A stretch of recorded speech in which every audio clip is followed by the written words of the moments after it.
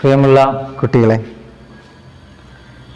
കഴിഞ്ഞ ക്ലാസ്സിൽ നമ്മൾ ഓസിലേഷനെ കുറിച്ചിട്ട് ജസ്റ്റ് പറഞ്ഞിട്ടുണ്ടായിരുന്നു. ഓസിലേഷൻ്റെ ഏറ്റവും ഫെമിലിയർ ആയിട്ടുള്ള ഒരു എക്സാമ്പിളാണ് പെൻഡുലം, സിമ്പിൾ പെൻഡുലം. പെൻഡുലത്തിൻ്റെ മൂവ്മെൻ്റ് എങ്ങനെയാണ്, പെൻഡുലം അതിൻ്റെ ഒരു ടൈം പീരീഡ്, അതായത് ഒരു ഓസിലേഷന് പെൻഡുലം എത്ര സമയമെടുക്കും എന്ന ഒരു ഫൈൻഡിങ് ആണ് നമ്മളിവിടെ നടത്താൻ പോകുന്നത്. ഇതിൽ നമ്മൾ ആദ്യമായിട്ടൊരു പെൻഡുലം ഉണ്ടാക്കുക. പെൻഡുലം കൊണ്ട് ഉദ്ദേശിക്കുന്നത് ഒരു എൻഡ് ഫിക്സഡ് ആയിട്ടും അടുത്ത എൻഡ് അല്ലേ അത്ര ഇങ്ങനെ മൂവബിൾ ആയിട്ടുള്ള ഒരു ഷേപ്പാണ്. ഈ ഒരു എൻഡിൽ എന്തുണ്ടായ ഒരു ബോബ്, ചെറിയൊരു മാസ്, ഒരു ഭാരമുള്ള ഒരു മാസ് ഉണ്ടായിരിക്കും. ഇനിയിപ്പോൾ നമുക്കിതിനെ നമ്മളിങ്ങനെ ജസ്റ്റ് ടച്ച് ചെയ്ത് കൊടുത്തു കഴിഞ്ഞാൽ പെൻഡുലം ഇത് ഈ റൈറ്റ് സൈഡിലേക്കും ലെഫ്റ്റ് സൈഡിലേക്കും ഇങ്ങനെ മൂവ് ചെയ്തുകൊണ്ടേയിരിക്കും. അപ്പോൾ ഇത് സിമ്പിൾ ഹാർമോണിക് മോഷനാണ്, അതായത് ടൈം ഇൻ്റർവെല്ലിൽ റിപ്പീറ്റ് ചെയ്യുന്നു. അതുപോലെ തന്നെ ഒരു എൻഡിൽ നിന്ന് സ്റ്റാർട്ട് ചെയ്ത് അതേ എൻഡിലേക്ക് തിരിച്ചെത്തുന്നു, ഒരു എൻഡിൽ നിന്ന് മറ്റൊരു എൻഡിലെത്തുന്നു, പിന്നെ അവിടുന്ന് അങ്ങോട്ട് എത്തുന്നു. ഇങ്ങനെയുള്ള ഒരു മൂവ്മെൻ്റാണ്. ഇനി ഈ ഒരു ഭാഗം എന്തായിരിക്കും? ഫിക്സഡ് ആയിരിക്കും. അവിടെ എന്തെങ്കിലും വ്യത്യാസം വരുന്നുണ്ടോ? ഇല്ല. പെൻഡുലത്തിൻ്റെ ലെങ്ത് ആണിത്. പെൻഡുലത്തിൻ്റെ ലെങ്ത് എന്ന് പറയുന്നത് ഈ ഫിക്സഡ് പോയിന്റ് മുതൽ ഇതുവരെയുള്ള ലെങ്ത് ആണ്. അപ്പോൾ ഈ ബോബ് കുറച്ച് വലിയ ബോബ്സ് ആണെങ്കിൽ എന്ത് ചെയ്യണം? നമ്മളതിൻ്റെ സെൻറ്റർ വരെയാണ് എന്ത് ചെയ്യുക? പെൻഡുലത്തിൻ്റെ ലെങ്ത് ആയിട്ട് എടുക്കുക.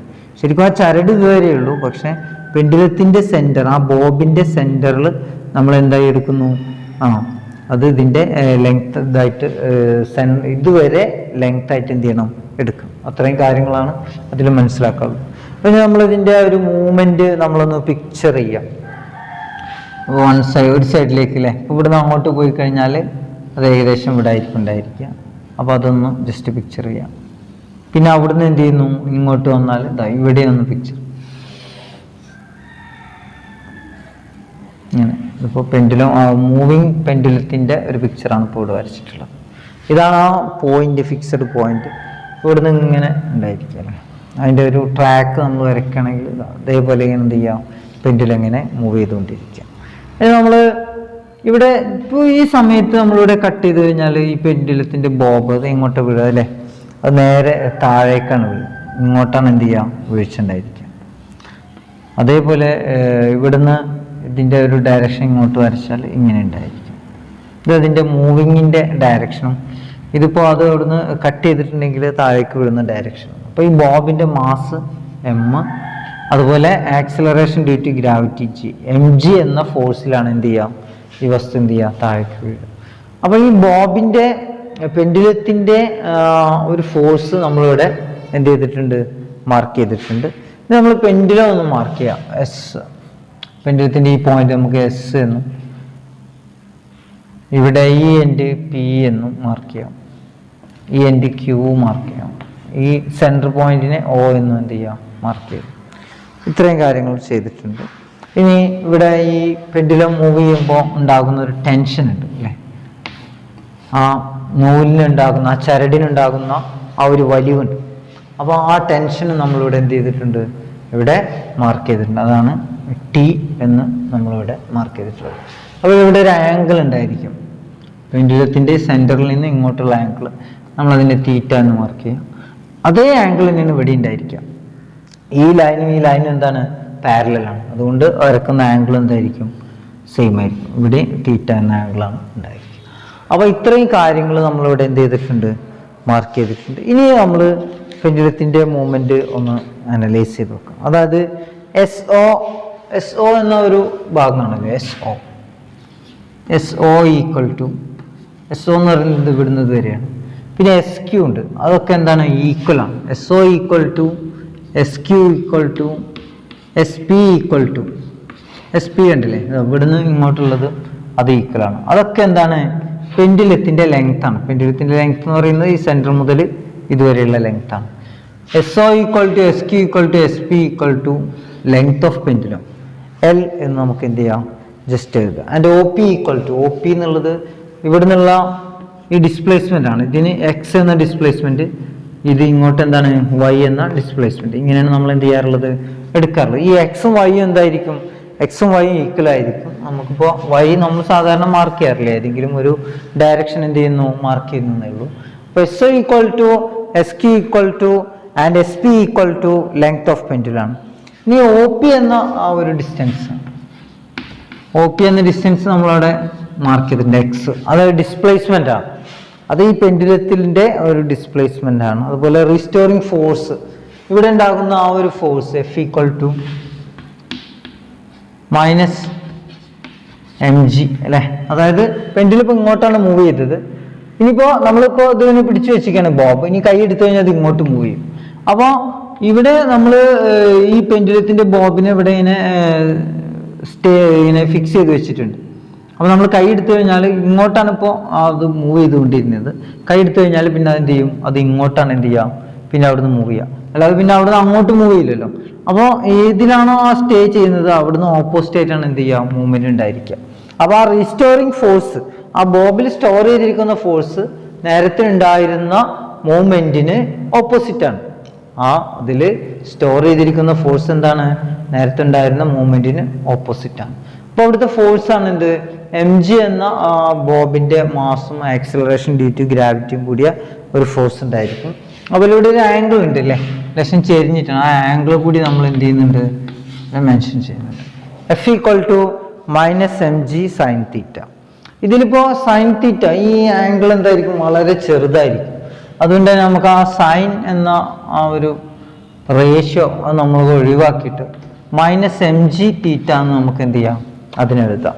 ആ സൈൻ ടേം നമ്മൾ ഒഴിവാക്കാനുള്ള കാരണം അത് അത്രയും എന്താണ്, അത് അത്രയും ചെറുതാണ്, അത്രയും ചെറിയ ഒരു വാല്യൂ ആയതുകൊണ്ടാണ് നമ്മൾ എന്ത് ചെയ്യുന്നത് അത് ഒഴിവാക്കുന്നത്. ഇനിയിപ്പോൾ ഇവിടുന്ന് ഈ പിക്ചറിന് തീറ്റ ഈക്വൽ ടു തീറ്റ എന്ന ആംഗിൾ, ഇവിടുത്തെ തീറ്റ എന്ന ആംഗിൾ എന്താ അല്ലേ, എക്സ് ബൈ എൽ അല്ലേ. അതായത് ഈ തീറ്റ എന്ന ആംഗിളിന്റെ opposite side by adjacent side. Opposite side എന്താണ്, എക്സ് ആണ്. Theta equal to X by L ആണ്. അപ്പോൾ ഈ ഫോഴ്സിനെ നമുക്ക് മാറ്റി എഴുതാമല്ലോ, F equal to minus M G into X by L. ഈ ഒരു ഫോർമാറ്റിൽ വേണമെങ്കിൽ എന്ത് ചെയ്യാം എഴുതി വെക്കാം. അപ്പോൾ ഇത്രയും കാര്യങ്ങളാണ് അതിൽ ഉള്ളത്. അതുപോലെ നമ്മൾ കഴിഞ്ഞ ക്ലാസ്സിൽ നമ്മൾ പറഞ്ഞിട്ടുണ്ട് സിമ്പിൾ ഹാർമോണിക് മോഷന്റെ ആക്സിലറേഷൻ. സിമ്പിൾ ഹാർമോണിക് മോഷന്റെ ആക്സിലറേഷൻ എന്താ, A equal to minus omega square Y ആണ്. A equal to minus omega square Y ആണ്. ഇവിടെ എഫ് എന്ന് പറയുന്നത് ഫോഴ്സ് ആണ്. ഫോഴ്സിന്റെ ഇക്വേഷൻ എന്തായിരുന്നു, F equal to M A ആണ് അല്ലേ. F equal to M A ആണ്. അപ്പോൾ F equal to minus M G into X by L ഉണ്ട്, F equal to M A ഉണ്ട്. അപ്പോൾ ആക്സിലറേഷൻ ഈക്വൽ ടു എന്താ, F by M. A equal to F by M ആണ്. Then what is A, ഫോഴ്സിന്റെ equation minus M G X by L divide by M. M എന്ത് ചെയ്യും, cancel ചെയ്ത് പോകും. ബാക്കി എന്തുണ്ടാവും, A equal to G into X by L ഉണ്ടാവും. G into X by L, sorry ഒരു മൈനസ് കൂടി ഉണ്ടല്ലേ, minus G into X by L. അപ്പോൾ ആക്സിലറേഷന് രണ്ട് ഇക്വേഷനായി. Acceleration equal to minus omega square Y and acceleration equal to minus G X by L. G X by L. ഇങ്ങനെ രണ്ട് equations എന്തിനു കിട്ടി നമുക്ക് കിട്ടും. ഇവിടെ y എന്ന് പറയുന്നതും x എന്ന് പറയുന്നത് എന്താണ്, സെയിം ആണ്. y എന്നത് എന്താണ്, ഡിസ്പ്ലേസ്മെന്റ് ആണ്. x എന്ന് പറയുന്നത് എന്താണ്, ഡിസ്പ്ലേസ്മെന്റ് ആണ്.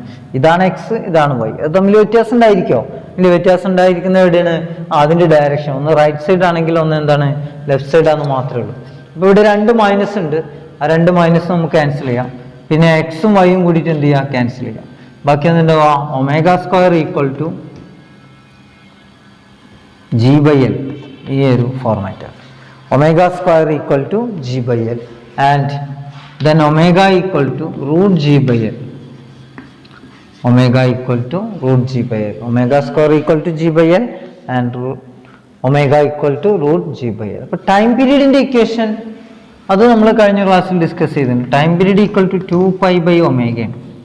2π എന്നത് ഒരു സർക്കിളിന്റെ complete radians, 2π complete angle, 2π divide by omega. ഇതിനെ നമ്മൾ സബ്സ്റ്റിറ്റ്യൂട്ട് ചെയ്ത് കഴിഞ്ഞാൽ 2π divide by omega equal to എന്താ, root G by L. Root G by L. അപ്പോൾ T equal to 2π into root G by L. ഇതാണ് പെൻഡുലത്തിന്റെ ടൈം പീരീഡിന്റെ ഇക്വേഷൻ. ഒരു പെൻഡുലത്തിന്റെ ടൈം പീരീഡിന്റെ ഇക്വേഷൻ ആണ് എന്ത്, T equal to 2π by omega, that's equal to 2π by root G by L. ഇതിനെ നമ്മളൊന്ന് റീഅറേഞ്ച് ചെയ്ത് എഴുതി കഴിഞ്ഞാൽ time period equal to 2π into root ഈ ജി ബൈ എൽ മാറിയിട്ട് നമ്മൾ ജസ്റ്റ് ഇതിപ്പോൾ ഡിവിഷനാണ്, അതിന് മൾട്ടിപ്ലിക്കേഷൻ ആയി കഴിഞ്ഞാൽ റൂട്ട് എൽ ബൈ ജി കിട്ടും. ഇതിൽ നിങ്ങൾ ഇക്വേഷൻ നോക്കൂ, ഇതിലുണ്ടാവും ഇതിൽ 2 കോൺസ്റ്റന്റ് ആണ്, പൈ എന്നുള്ളത് 3.14 ആണല്ലേ, നമുക്കറിയാം അത് കോൺസ്റ്റന്റ് ആണ്. അപ്പോൾ G acceleration due to gravity 9.8 metre per second square അത് കോൺസ്റ്റന്റ് ആണ്. പിന്നെ എൽ എന്നുള്ളത് എന്താണ്, ലെങ്ത് ഓഫ് പെൻഡുലം. അപ്പോൾ ലെങ്ത് ഓഫ് പെൻഡുലം കൂടുന്നതിനനുസരിച്ച് ടൈം പീരീഡ് എന്ത് ചെയ്യും, കൂടും. അപ്പോൾ പെൻഡുലത്തിന്റെ ലെങ്ത് വളരെ കൂടുതലാണെങ്കിൽ, അത് ഒരു പോയിന്റിൽ നിന്ന് മറ്റൊരു പോയിന്റിലേക്ക് പോയി വരാൻ എടുക്കുന്ന സമയം എന്ത് ചെയ്യും, ഇൻക്രീസ് ചെയ്തുകൊണ്ടേയിരിക്കും. അപ്പോൾ ഇതാണ്. ഇപ്പം ഇതിൽ നിന്ന് നമുക്ക് എന്ത് ചെയ്യാം, നമ്മുടെ കയ്യിൽ ഒരു പെൻഡുലം ഉണ്ടെങ്കിൽ ഈ ഭൂമിയുടെ ഏത് ഭാഗത്തുള്ള ആക്സിലറേഷൻ ഡ്യൂ ടു ഗ്രാവിറ്റി എന്ത് ചെയ്യാൻ പറ്റും, കണ്ടുപിടിക്കാൻ പറ്റും. അപ്പോൾ അതിന് നമ്മൾ എന്ത് ചെയ്യുക, അതിനെ സ്ക്വയർ ചെയ്താൽ എന്താവും, ടി സ്ക്വയർ ആവും. പിന്നെ 2നെ സ്ക്വയർ ചെയ്താൽ 4 ആവും, പൈനെ സ്ക്വയർ ചെയ്താൽ പൈ സ്ക്വയർ ആവും. ഈ റൂട്ട് എൽ ബൈ ജിനെ സ്ക്വയർ ചെയ്താൽ എന്താവും, ആ റൂട്ട് ആൻഡ് ക്യാൻസൽ ആവും, എൽ ബൈ ജി. അപ്പോൾ ഇതിന് നമുക്ക് സിമ്പിളായിട്ട് എന്ത് ചെയ്യാൻ പറ്റും, ജി കണ്ടുപിടിക്കാൻ പറ്റൂല്ലേ. ജി ഈക്വൽ ടു എന്താണ്, 4π square L divide by T square. അപ്പോൾ ഇങ്ങനെ നമുക്ക് എന്ത് ചെയ്യാൻ പറ്റും, ആക്സിലറേഷൻ ഡ്യൂ ടു ഗ്രാവിറ്റി, ഏതൊരു ഭാഗത്തുള്ള ആക്സിലറേഷൻ ഡ്യൂ ടു ഗ്രാവിറ്റി നമുക്ക് എന്ത് ചെയ്യാൻ പറ്റും, ഇതേപോലെ കണ്ടുപിടിക്കാൻ സാധിക്കും. അപ്പോൾ ഇതേപോലെ തന്നെ മറ്റൊരു ഇക്വേഷനാണ് സ്പ്രിങ്ങിന്റെ കേസിൽ. സ്പ്രിങ്ങുകളുടെ ഒരു പ്രത്യേകത, സ്പ്രിങ് 2 തരത്തിൽ, ഒന്നിങ്ങനെ ഹൊറിസോണ്ടൽ ആയിട്ടും ഉണ്ടാവും, പിന്നെ ഇങ്ങനെ ഹാങ് ചെയ്തിട്ട് ഇതേപോലെ ഹാങ് ചെയ്തിട്ടും ഉണ്ടായിരിക്കും. ഇതേപോലത്തെ ഇക്വേഷൻ തന്നെയാണ്, പക്ഷെ അവിടെ എന്തുണ്ട്, ഒരു സ്പ്രിങ് കോൺസ്റ്റന്റ് അങ്ങനെ ഒരു ടേം നമ്മൾ കുറച്ച് മുമ്പ് ഹൂക്സ് ലോ പഠിച്ചപ്പോൾ ഇത് പഠിച്ചിട്ടുണ്ട്. യങ്സ് മോഡുലസും ബൾക്ക് മോഡുലസും ഒക്കെ പഠിച്ച പാടുണ്ടല്ലോ, മെക്കാനിക്കൽ പ്രോപ്പർട്ടീസ് ഓഫ് സോളിഡ്സിൽ നമ്മൾ സ്പ്രിങ്ങിനെ കുറിച്ച് ജസ്റ്റ് പറഞ്ഞിട്ടുണ്ട്. അപ്പോൾ ഈ സ്പ്രിങ് കോൺസ്റ്റന്റ് എന്ന് പറയുന്ന ഓരോ സ്പ്രിങ്ങിനെ അപേക്ഷിച്ച് എന്തുണ്ടായിരിക്കും, ഓരോ കോൺസ്റ്റന്റ് ഉണ്ടായിരിക്കും. ആ സ്പ്രിങ്ങിന്റെ കപ്പാസിറ്റി അനുസരിച്ച് അതിങ്ങനെ എന്ത് ചെയ്യും, ചേഞ്ച് ചെയ്തുകൊണ്ടേയിരിക്കും. അപ്പോൾ സ്പ്രിങ്ങിലും ഇതേപോലെ എന്തുണ്ട്, മോഷൻസ് ഉണ്ട്. അതേപോലെ ഒരു സ്പ്രിങ്ങിൽ ഇവിടെ ഒരു വെയിറ്റ് ഇട്ട് കഴിഞ്ഞാൽ ഇതിങ്ങനെ എന്ത് ചെയ്യാൻ തുടങ്ങും, ഓസിലേറ്റ് ചെയ്യാൻ തുടങ്ങും.